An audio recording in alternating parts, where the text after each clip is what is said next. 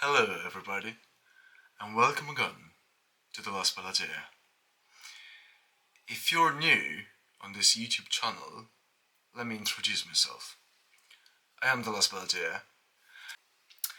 So, before diving into today's topic, I need to make a premises.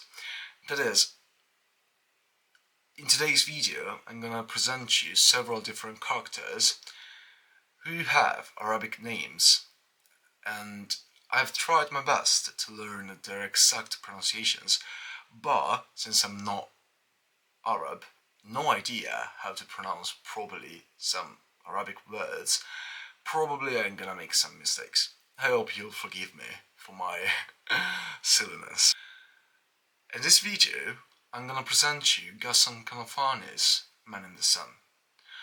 This novel is a fundamental piece of literature written by one of the most prominent and talented authors and writers of his generation, Kanafani. He is Palestinian, and the novel itself treats several Palestinian-related themes such as exile, confinement, the Nakba, and death, awfulness, and several others. His novella portrays the aftermath of the Nakba. This term, Nakba, needs a little bit of contextualization. To be more precise, Nakba refers to the diaspora of over 700,000 Palestinians after the Arab-Israeli War occurred at the end of the British Mandate in the Palestinian area after the end of the Second World War. The story takes place after this incredibly hideous event called Nakba, and it follows the life of three different Palestinians, men, and these three men have in common the fact that they are all refugees. We do not know a lot of them. It's a really short novella, so a lot of information about the characters are not really fully disclosed. But what is really important is that they all share the same condition. They are all a refugee, and they all share the same passionate desire to get for themselves a better life, a better expectation, a better future.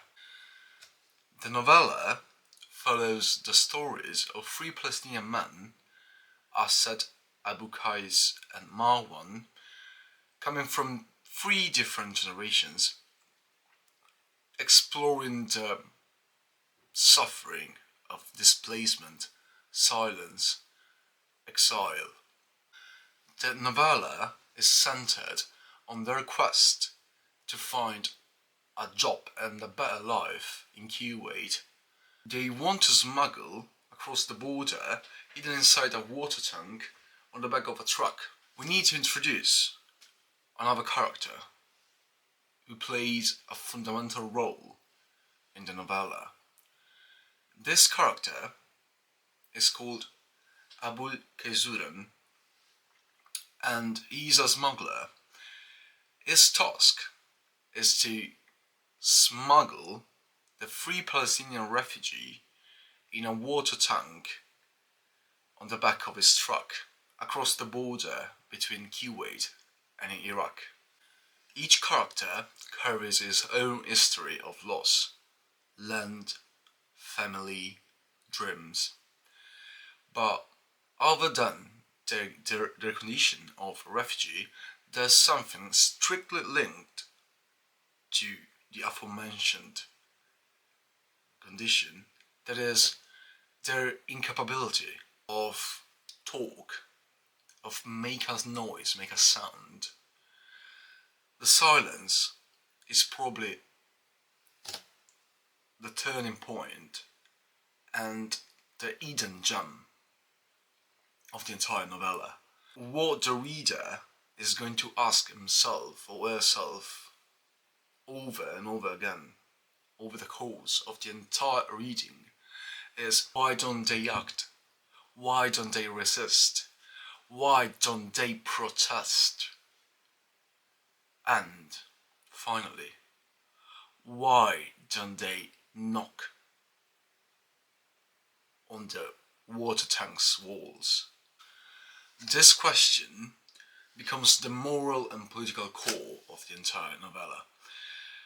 This idea of paralysis is strictly linked to the aftermaths of the Nakba. One of the main goal of this novella is to explore, without giving answers, just addressing the right question, that is, how an entire generation, an entire group of people had lost its ability to speak for themselves.